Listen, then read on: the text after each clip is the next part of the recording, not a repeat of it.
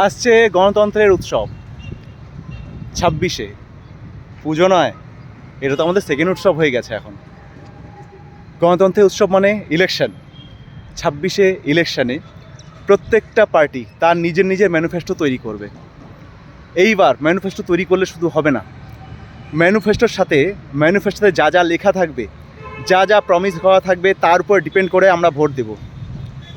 আর সেই manifesto with documented থাকবে, একদম ডকুমেন্টেড, যে ম্যানিফেস্টোতে যদি যেটা লেখা আছে যদি সেটা পূরণ না হয় তবে সেই মুহূর্তে সেই পার্টিকে বয়কট করা হবে।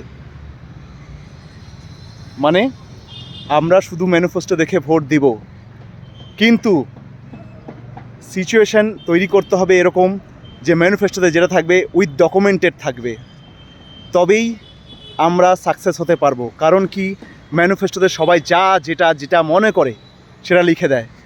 সোনার ঘড়ি দিব, 15 লাখ টাকা দিব, এই করব ওই করব, স্বাস্থ্য ভালো হবে, শিক্ষা ভালো হবে, কিন্তু হয় না, সেটা আরও নিচে পড়ে যায়।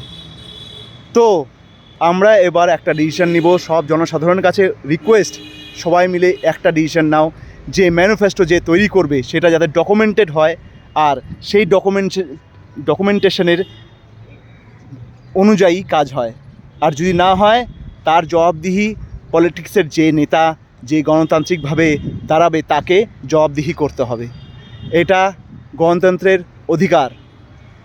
ডেমোক্রেসি নালে জিন্দা থাকবে না, ডেমোক্রেসি মরে যাবে।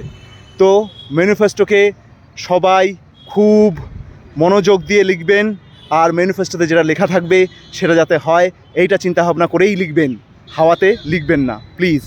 জয় হিন্দ, জয় ভারত, বন্দে মাতরম।